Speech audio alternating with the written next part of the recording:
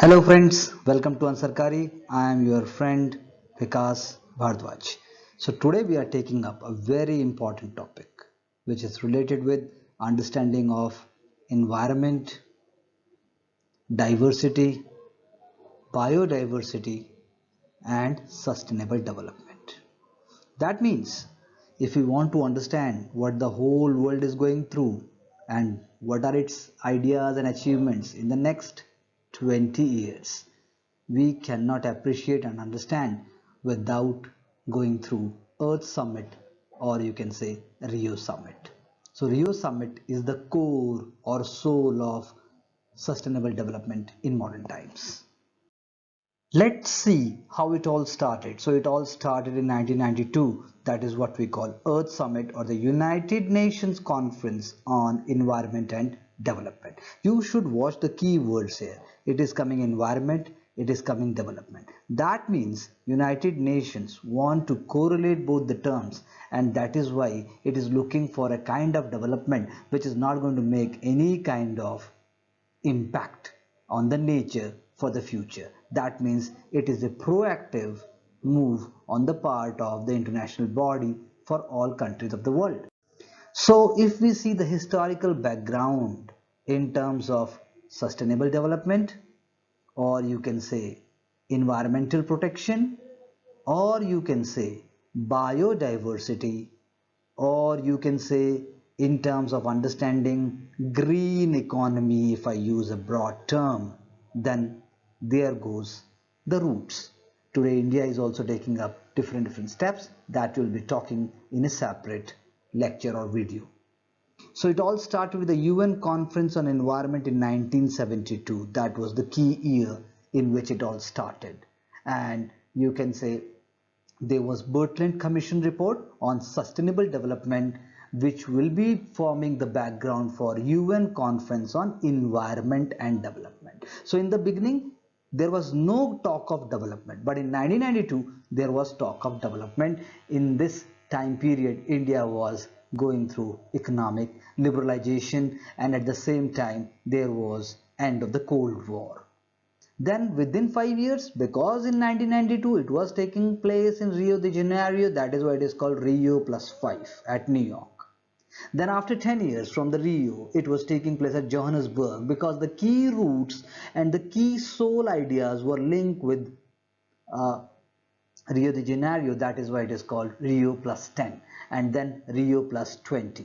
Now it will be 2022, the location for which have been not finalized at the time of making of this video, but definitely the key goes to the 1992 UN Conference on Environment and Development. So this is the whole chain. Examination can ask you a question to put it up in sequence. That is one question can be there. Second question can be there on location. You can be confused in locations, whether it was Johannesburg first or Rio de Janeiro first, or what was Rio plus 5 at New York. And similarly, what is Brundtland Commission report?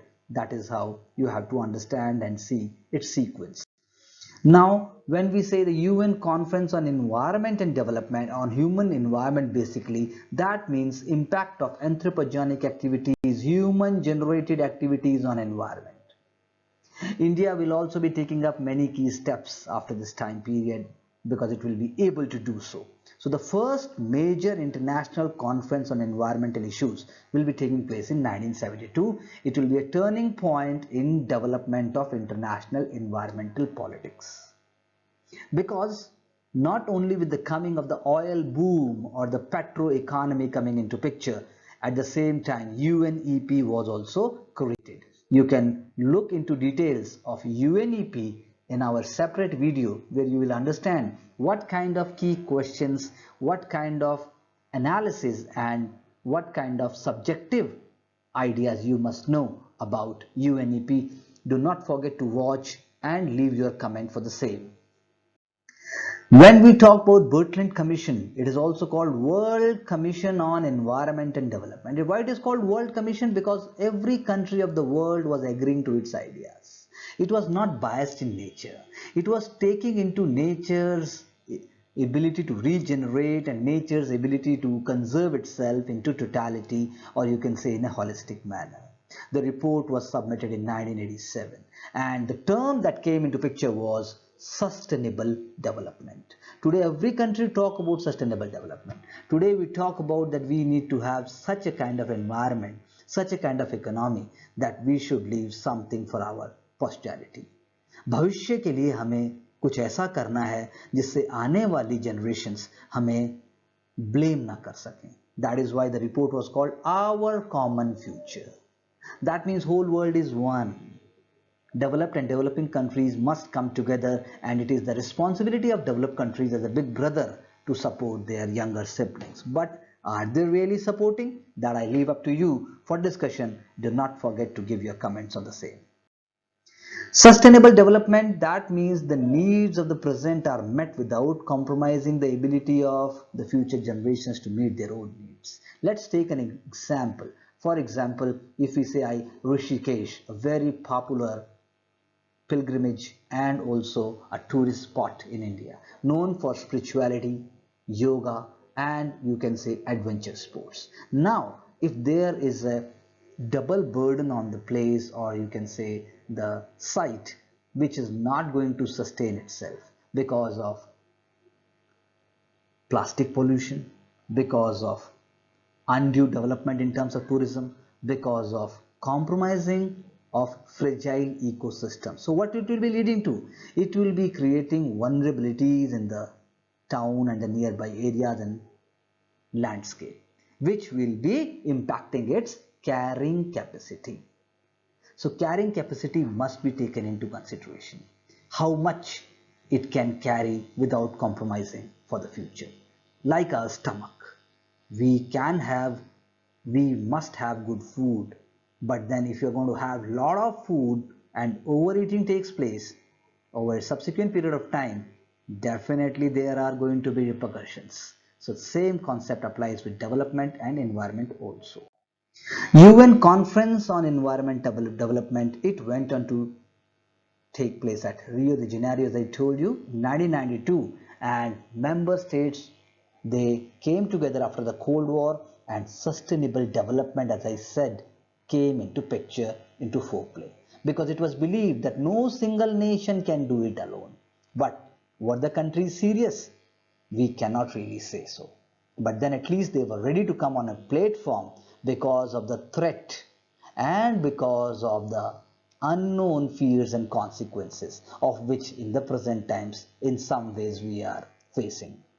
Novel COVID-19 or novel coronavirus is one of the examples of the same. I believe it is going to hasten the process of environmental and sustainable development in the future. The aim of Rio Summit was to popularize the concept of sustainable development, to bring at the forefront common action, and to stop such activities which was degrading environment. Already in 1987, Montreal Protocol came into being, and we know in today's time also that ozone layer, which had been depleting, it has shown certain kind of improvement because of key work done by all the countries together. Now wealthy countries and poor countries, like always, like Indian movies or you can say Bollywood, there will be a conflict and debate.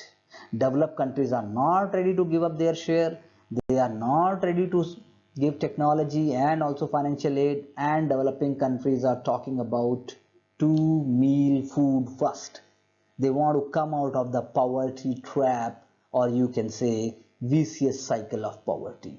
वो कुचक्र जिससे निकलना बहुत जरूरी है. भूखे मरेंगे नहीं, कुछ तो करना पड़ेगा. So both the groups are having their own ideas, but I believe you will be more agreeing with what developing nations had been asking, and wealthy industrialized nations, they had their own time and they must behave. So there were many tangible outcomes. When we say tangible, that means those ideas were carried forward, those ideas were in a way submitted, in a way implemented. So what were they? Let's take up one by one. One was UNFCCC, that was United Nations Framework Convention on Climate Change. Other was UNCBD, that is United Nations Convention on Biological Diversity.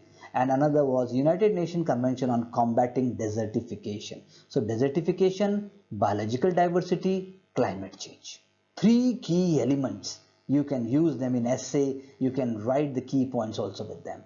They are the tangible outcomes apart from forest principles and Agenda 21, because 21st century was coming over. Already we are in the 21st century and everybody was ready to make sure that earth is a better habitable place to live, and we are not destroying environment beyond a certain point.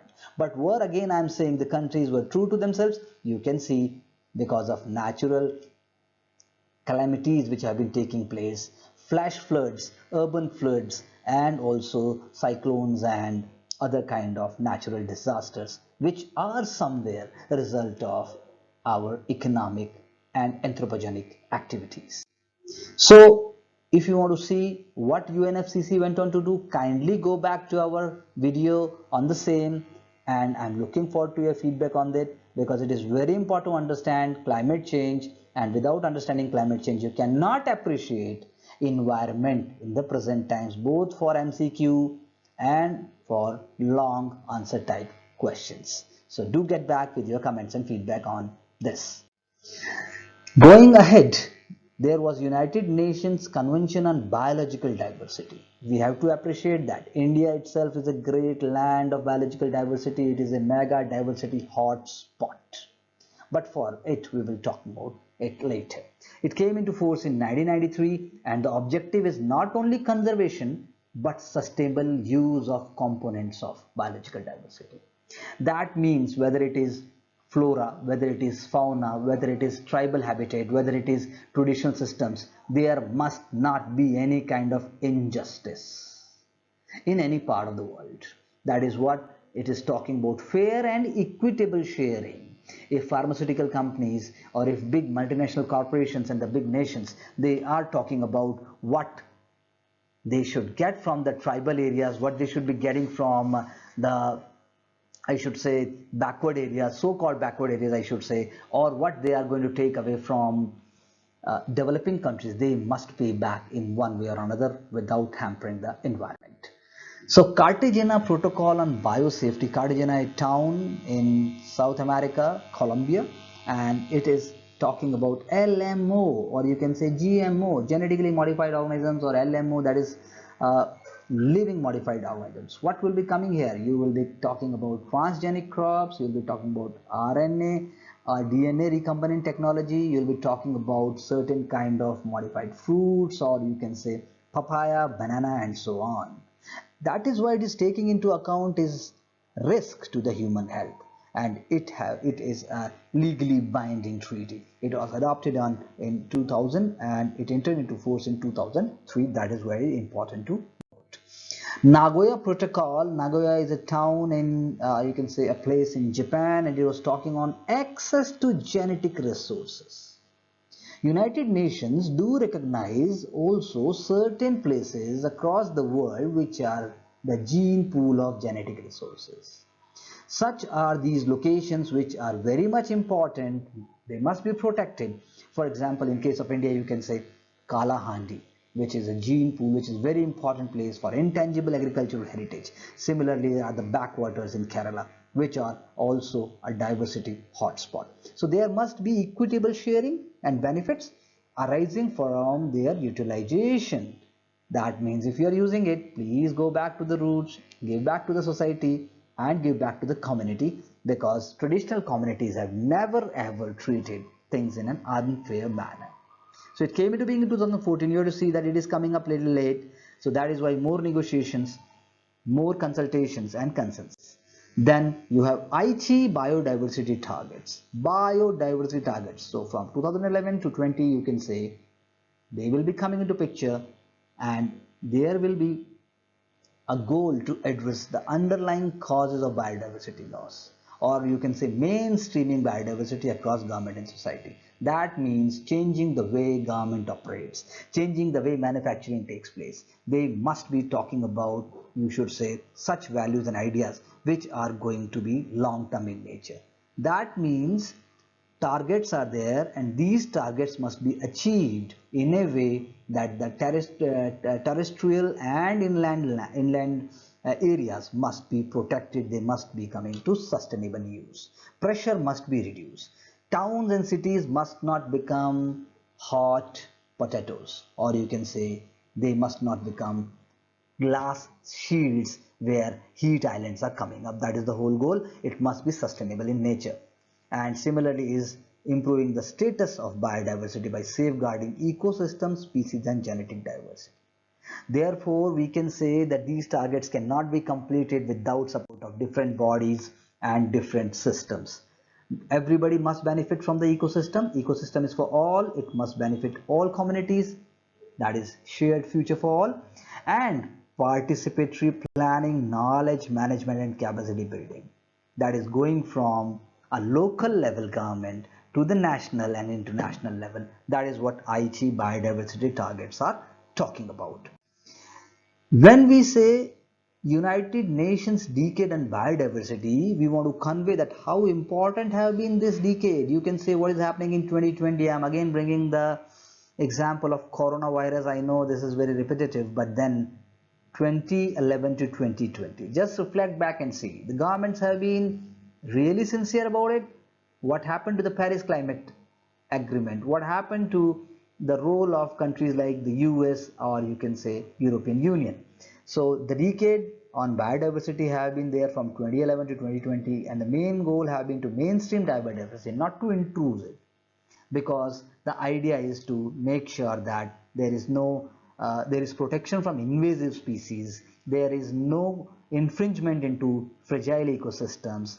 Everything must be protected and not disturbed beyond a certain point.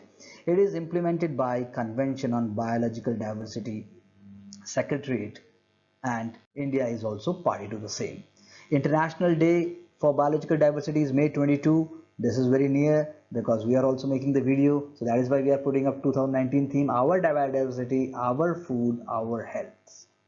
So food web, food chain, ecological pyramids, all of them are linked with it, and that is how in 2000 on May 22, International Day for Biological Diversity was chosen. Global biodiversity outlook, you can say this is a program, this is a kind of an index, this is a kind of a report which talks about that what is the status and what we should be doing, how we should be moving forward, and all the parties they come together and a periodic report is given. Examples. But the key point here is it is taking bottom-up approach. That means cooperating and talking to the grassroots level organizations. In case of India, it will be Panchayat. And then coordinating and correlating technology and knowledge, thereby bringing sea of wealth. Then the key idea here is land. In case of United Nations Conference on Combating Desertification, CUNCCD 2018 to 2030, there will be strategic framework, and the land degradation neutrality is the key thing, and it is going to talk about land degradation neutral world consistent with the agenda of 2030. Agenda 21, all bodies, everyone is part of it. Rio Declaration is the key point, and it is talking about principles of sustainable management of forest. Definitely not legally binding, because the Commission on Sustainable Development, it came up and follow up UNCED, which is going to monitor and report at all levels. Similarly, we can say Agenda 21 because it is going to have a 5-year review, and this 5-year review is going to talk about Agenda 21 and the Rio principles, which have been reaffirmed at the World Summit on Sustainable Development held at Johannesburg. Now, as already said, the principles of forest principles, they are not legally binding, but they are authoritative in nature, in which every country they plan together to help and support. So if we recap, then we have spoken about UN Conference on Human Development, Brundtland Commission, Sustainable Development, Earth Summit we have been talking about, UNFCCC already we make reference to, UNCBD that is Cartagena Protocol, Nagoya Protocol and Aichi targets, UNCCD very important from 2018 to 2030, strategic framework, forest principles and Agenda 21. They all form part of Rio Summit in one way or another. Thank you very much for giving your crucial time and for watching and talking. Thank you very much. Wishing you all the best for your studies.